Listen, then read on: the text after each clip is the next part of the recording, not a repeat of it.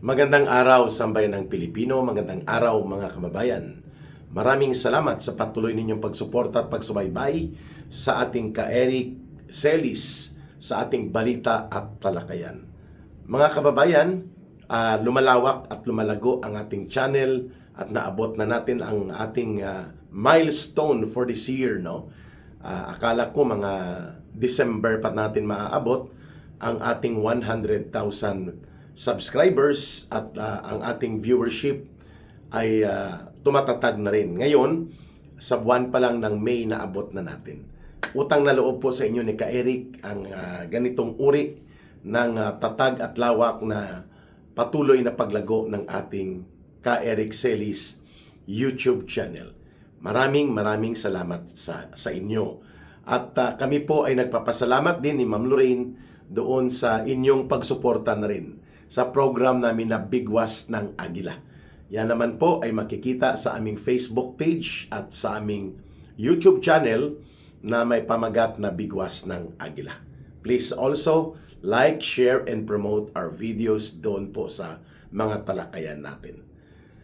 Atin pong bibigyan ng pananaw itong patuloy na banggaan dyan sa loob ng Senado. Sapagkat ito po ay nagsisilbing parang prelude o siyang napipintong makikita natin kapag naglarga na ang Senate impeachment trial sa impeachment court ng Senado laban kay Vice President Sara Duterte. At ganoon din po sa Senate Blue Ribbon Committee. Ang mga hakbang ng tinatawag nating filibustering o yung pananabutahe ng onsihan group ni Marcos. Onsihan dahil 11 sila, no? Of course, pag sinabi mong onsihan, naglolokohan. Yun po ang impresyon ng mayoriya ng mga mamamayan na hindi matanggap-tanggap po ni Tito Soto, nila Ping Lacson, Pangilinan at nila Hontiveros at ng mga Tulfo Brothers na hindi na sila ang nagdidikta at nagkokontrol ng direksyon sa Senado. So, yung mga debate, yung argumentasyon at mga banggaan ng punto at opinion on the plenary and actual debates ay normal sa Senado.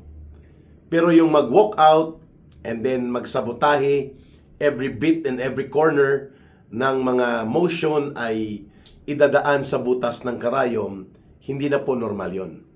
Yun po ay conduct unbecoming and unprofessional. Malinaw naman po na ang pinaka-agenda ng grupo ng onsihan sa grupo po na nakalinya at sumusuporta sa pagpapatuloy ng pandarambong at pangungulimbat ng ating gobyerno sa ilalim ng administrasyon nila Marcos at nila Romualdez. Ang mga senador na ito ay hinaharangan ang pag-usad ng matino na direksyon sa Senado.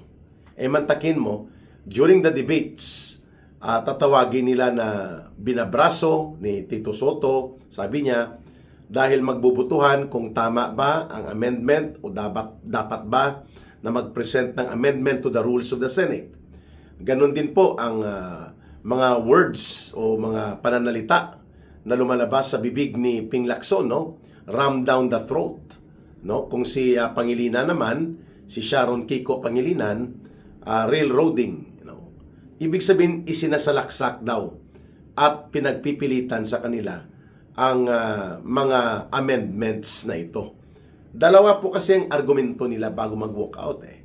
Na dapat na magkaroon muna ng pagbubuo ng Committee on Rules at doon tatalakayin bago i-present sa plenary. Ang sagot ni Senator Alan Peter Cayetano at ng majority, pwede namang mag-amend right on the Senate floor kapag nandyan po ang quorum sa plenary.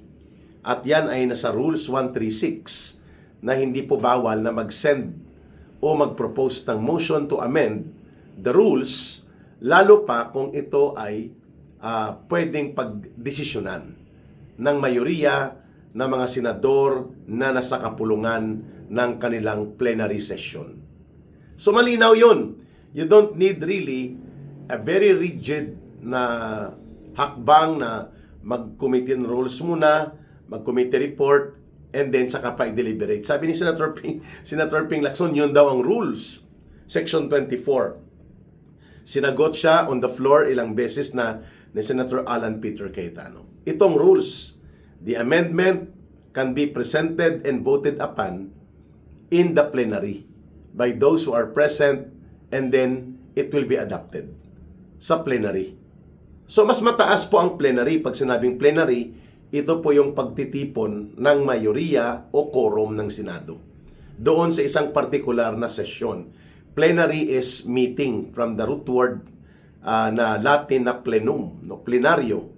So, pwede palang mag-amend ka kung nandun ang quorum, and then mag-propose ka at pag-usapan, i-adopt o i-reject. Pwede yon, nasa Rule 136 nila. At hindi po ito nagkakasundo dahil alam po nila, at inamin naman ni Erwin Tulfo sa isang interview niya, na wala silang numero. 10 lang yata sila during that time, or 11. And then 12 sa kabila. So 23. So pag nag-divide the House o votation on the proposed amendment na ilalarga and then i-deliberate on the floor, all the motion that will be proposed by the majority, kahit po wala doon si Senator Bato de la Rosa, but the majority group belongs now to the group of Senator Alan Peter Cayetano. Na-establish na po yun eh. So pag nag-divide the House o magbutuhan on particular motion, and then ituloy-tuloy pa ang iba pang kaakibat na motion, matatalo sila during that time. 12-11 o 12-10. Yun po ang mangyayari, no? Kung may mag-abstain sa kanila.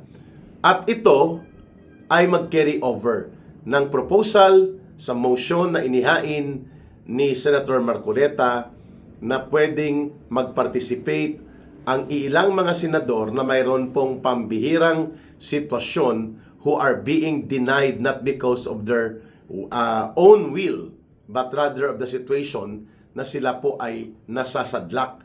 Halimbawa, sa kalagayan ni Senator Bato de la Rosa, nais niya mag-participate, nais niyang sumama sa actual plenary session and plenary debates and plenary voting, pero hindi po siya pinapayagan, kaya po siya nag-self-preservation, nag-sidestep siya, kasi halos libo-libo na po ng mga pulis at NBI na mga ahente, halos doon na nakatutok para hanapin siya, ipapadampot siya, ipapadukot, at ipapatapon doon sa Netherlands, sa detention center ng International Criminal Court na subject for ruling pa at resolution sa Korte Suprema, pero binaliwala na nila Marcos at ng mga tauhan niya ang naturang pagkakaroon dapat ng desisyon muna ng Korte Suprema kung ano talaga ang pagtrato dito sa arrest order na ito ng ICC laban kay Senator Bato de la Rosa.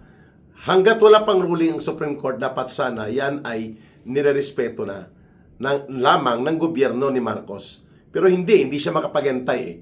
Kasi gustong-gusto niyang lumpuin, durugin at lubusang mawasak ang grupo ng mga majority senators upang tumiklop na ang mga ito at tumigil na magbangga sa kanyang kagustuhan na i-manipulate ni Marcos at diktahan ang direksyon ng Senado sa dalawang bagay upang madudurog nila sa impeachment operations nila sa Senado si Sara Duterte. Kahit hindi nila makukuha kaagad ang 16 votes of the senators to convict her, dapat sa proseso ng trial, durog si Sara Duterte. At pangalawa, lalo na ito, kailangan tapusin na at hindi na gagamitin pa ang plataforma ng Senate Blue Ribbon Committee para dikdikin si Marcos at si Romualdez na mabuksan pa ng panibago at mas nakalalantad na mga katotohanan na ibubulgar ng mga testigo at ng mga testimonya sa pagpapatuloy ng Senate Blue Ribbon Committee. Yan pong agenda ng totoong layunin kung bakit nag-filibustering o nananabutahi sa proseso ng plenary debates at plenary decision making ang unsi-unsihan ng mga senador ni Ginoong Marcos at nila Romualdez. Isang grupo yan eh. Kaya nga ayaw nila na si Romualdez at si Marcos ay mananagot.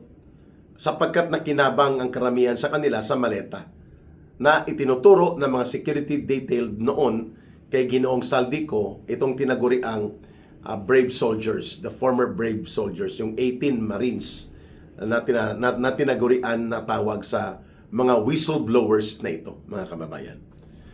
Pangalawa, maliban po sa agenda na isabotahi, i-derail o i-discarril para hindi makausad ang desisyon sa plenaryo, malinaw din naman po ang nakikita natin na talagang init na init ang ang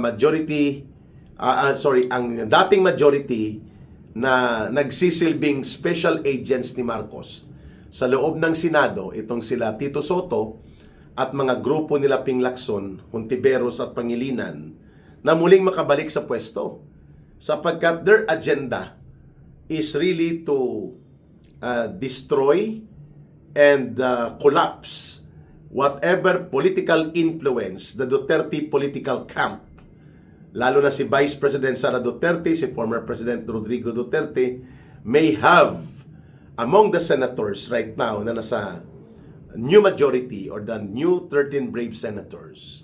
Kailangan hindi ito mamayagpag, lalo na po sa proseso at direksyon ng Senado. Inamin nga ni Tulfo, ito ni Erwin Tulfo, na opposition Senate, the Senate right now, with the new recomposition and realignment of the majority bloc, is an opposition Senate. Sabi niya, so paano tayo uusad kung opposition ang Senado? Wala talagang alam sa mga prinsipyo ng demokrasya at check and balance on the powers of the branches of the government. Itong si Erwin Sylvester Stallone Tulfo. Ang buhay na demokratikong oposisyon ay buhay na demokrasya. Hindi nangangahulugan na kung may oposisyon sa branches of government, ito ay nananabutahi sa gobyerno. Ang ibig sabihin po lamang yan, nagkakaroon ng counter check and balance na hindi aabusuhin ng executive department ang kanyang kapangyarihan sa paghawak sa pondo, sa poder at pag-implementa ng mga batas at paghawak sa mas malaking ahensya ng gobyerno na may nakacheck sa kanya. Meaning to say kay Marcos bilang presidente. Yan ang role ng Senado. So hindi kailangan po ng Senado ay buntot at hila-hila sa ilong ni Marcos kung anong gusto niya. Kailangan ang Senado fiscalizer. Kasi wala na tayong maaasahan sa House of Representatives. Meaning, kailangan mayroong nagbabantay. Kailangan mayroong nagpipreno. Oops! Hindi pwede yan. Oops! Ito dapat ang tamang pagpapatupad ng proyekto, ng batas, at ng programa para sa gobyerno. Hindi pwede yan.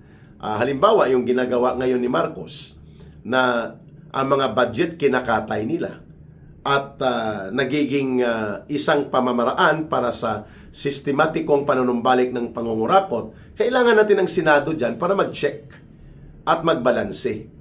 At ganoon din po sa Korte Suprema. Halimbawa, kinuha lamang basta-basta ang pondo sa PhilHealth at umabot ng mahigit isang taon na nagkaroon pa ng kaso sa Korte Suprema nang indiniklara ito na unconstitutional. Yan po ang role kung bakit napakahalaga ang isang institusyon ng Senado bilang bahagi ng legislative branch ay fiscalizer at hindi po manipulated or sunod-sunuran. Yan ang pagkakaiba ngayon sa panibagong liderato ng Senado, kung kaya atat na atat sila Tulfo, ang magkapatid na Tulfo na to, sila Tito Soto at Ping Lacson at ang grupo nila Bayros at Pangilinan na makapagmaniobra para yung dating Senado na tinatawag na the Senate majority silent majority o yung tahimik at nameme at pikit mata at ang malala pa ay nakikipagkuntsabahan para ilihis ang mga issue na dapat ay pinupuna sa Senado bilang batayang pundasyon ng kanilang function as balancer and at the same time check and balance system na sila ang nangangalaga niyan, ay nangyari nga na sunod-sunuran sa gusto ni Marcos. At ito nga ang dahilan kung bakit may mga matitinong mag-isip na senador na nakapag-realize na hindi na ito pwede, na nagiging doormat o tapak-tapakan na lamang nila Marcos at ng kanyang mga grupo ang dahil sa kapangyarihan at kayamanan at mga pundo na nakukumpasan at nakukontrol nila sa gobyerno, pati ang Senado, tatanggalin nila bilang check and balance instrument sa balanse ng mga poder at kapangyarihan. Well, baka tanungin nyo, bakit Senado lang nire-refer ni Ka Eric? May House of Representatives pa. Given na po yon. Ang House of Representatives po, extension sa kalokohan at katarantaduhan ni Marcos at nila Romualdez. Iilan na lang pong matitino dyan. Kaya hindi mo na yan ma-expect na maging check and balance instrument yan, kapantay at katuwang ng Senado. That's already a given in our political situation. No? Matik na yan. Hanggat nandyan sila Marcos at Romualdez at ang mga buaya at kawatan ng mga politiko at kongresista ang nagdodomina sa House of Representatives, it cannot function as a proper balance or co-parallel organization or the branch of the government na dapat nagche-check sa gobyerno, lalo na sa ehekutibo or sa executive branch ng gobyerno. Ayan. So, tama lang po ang panawagan ni Senator Alan Peter Cayetano na kung hindi nyo kaya na mananalo sa debate at hindi nyo kayang panindigan ang inyong pangbabaluktot dito sa mga tamang proseso ng pag-andar ng debate at decision making sa plenaryo, hindi pagbutuhan natin. At kung sa tingin nyo hindi pa rin kayo kontento sa desisyon na umiiral sa aktual na pagbubuo ng plenary decision, you can go to court para tingnan ng korte, sa Korte Suprema ang ibig sabihin yan, kung nagmalabis ba o nagkamali ang majority black senators na ito. The court can interpret the actions according to the constitutional review of the basis of the legality and validity of the action in any part or all parts or other parts of the government. That includes the Senate. Yan pong ibig sabihin ni Senator Alan Peter Cayetano. After the vote, and the vote has been formally affirmed at ayaw nyo pa rin itong kilalanin, demokrasya tayo. Takbo kayo sa korte. But once the vote has been achieved and the ruling has been decided, the majority decision prevails. And the minority, while you are entitled to oppose during deliberation, once the ruling and the decision have been established, the minority submits. Yan ang tama at profesional at may maturity sa kaisipan at karanasan na uri ng mga senador na kahit minority ka, pagkatapos ng deliberation, ng banggaan sa debate at nabuo ang plenary decision ng ibabaw ang mayorya na desisyon sa partikular na usapin, you have to submit to the majority. And then you follow, you abide. Kasi nga, tapos na ang debate.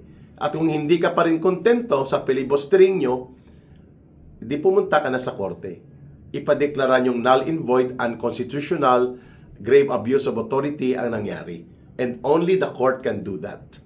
But there will be legal actions, submission of evidence, submission of position. And pagbibigyan niya ng korte, pero it will take time. But once the decision has been achieved, while you go to court, the decision and the ruling will be respected and must be implemented. Kaya bakit ayaw nyo na magkaroon ng amendment na ang inyong mga kasamahang Senado, sa Senado, mga senador nyo, kapwa nyo senador, ay makapagboto? Sapagkat kahit anong kaso o pangaharas at panggigipit, hanggat wala pang conviction sa korte with finality up to the Supreme Court, their term being elected by the people as senators remains ang kanilang mga termino na yan. And they are entitled to vote. Pero dahil iniipit at sila'y pinipilit-pit at dinidikdik ng gobyerno para lumpuin literally ang majority, then there must be a situation that you should consider na hindi na tama to, na ang kapwa senador namin ay tinatanggalan ng karapatan ng gobyerno ni Marcos lamang masunod ang kapritsyo nito na matatanggalan ng boses na makapag-participate at makapaghayag ng desisyon nila ang aming mga kasama. And so therefore, you have to admit that the rules being amended right now ay tama, subalit hindi niyo matanggap dahil hindi ito pumapabor sa inyong agenda at inyong layunin, which is to sabotage the majority and to protect and promote the interests of Marcos and Romualdez para hindi sila mapuruhan sa isang Senado na hindi nakokontrol at nadidiktahan the way things are going right now under the leadership of the current majority led by Senator Alan Peter Cayetano. Maraming salamat mga kababayan.